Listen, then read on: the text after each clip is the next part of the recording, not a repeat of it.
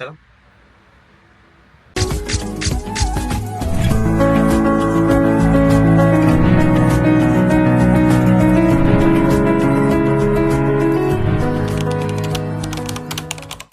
Okay, today is nag-crave tayo sa sardinas na may itlog ala OFW style. Okay?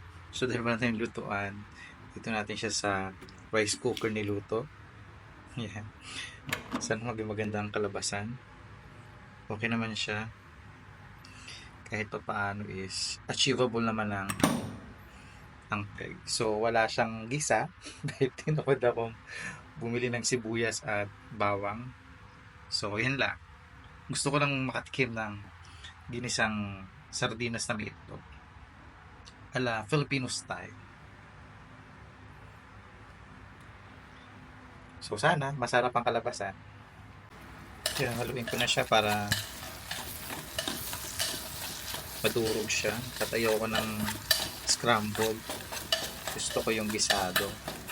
Pero hindi talaga siya ginisa.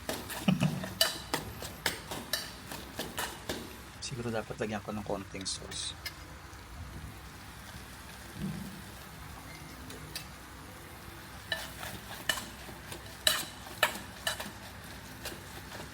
So wala siyang bawang sibuyas at paminta, asin lang.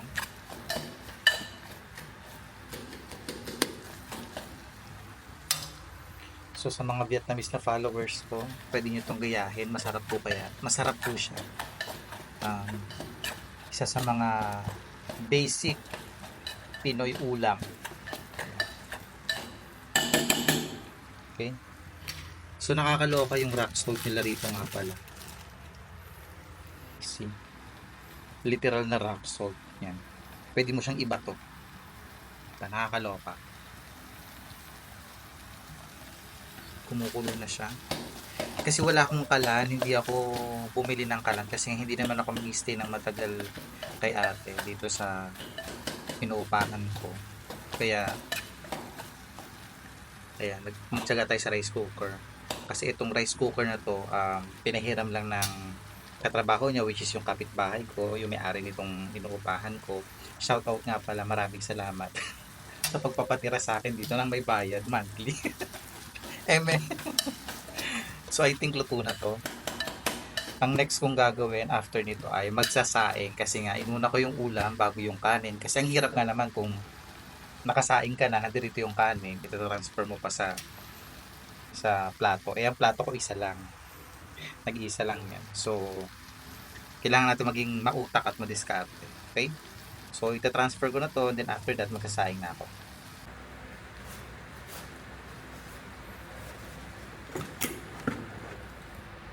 Ouch!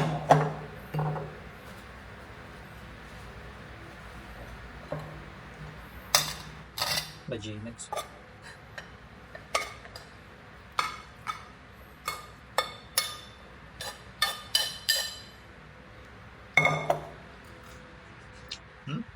Perfect.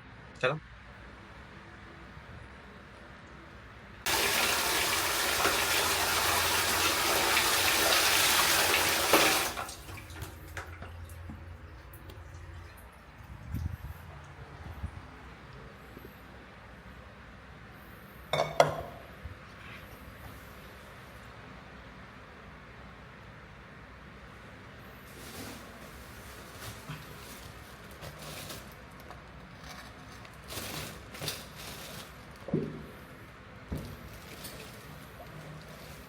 So, isa sa mga dapat nating matutunan kapag isa tayong OFW or tatrabaho abroad is maging resourceful, maging matyaga, maging madiskarte. Isa yun sa mga natutunan ko. Tsaka higit sa lahat, dapat hindi ka maarte. Kasi pag maarte ka, hindi ka makakasurvive for sure.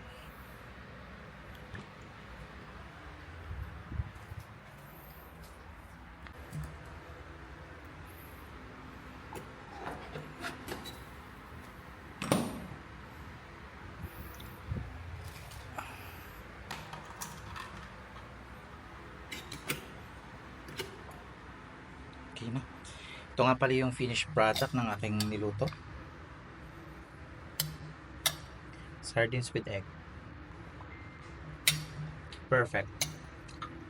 Hanggang hapunan ko na yan. So, waiting na lang sa mainit na kanin. Okay, luto na ang kanin natin. Pwede na tayong kumain. Kainan na. Okay. Kain tayo dyan. Kain kayo.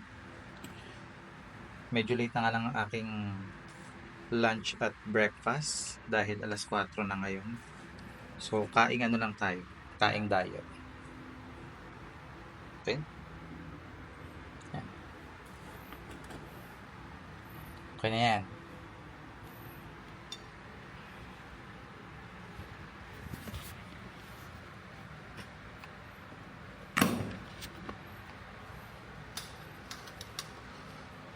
So, kain po tayo.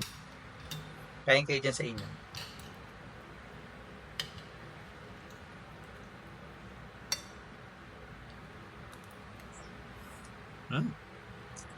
Perfect.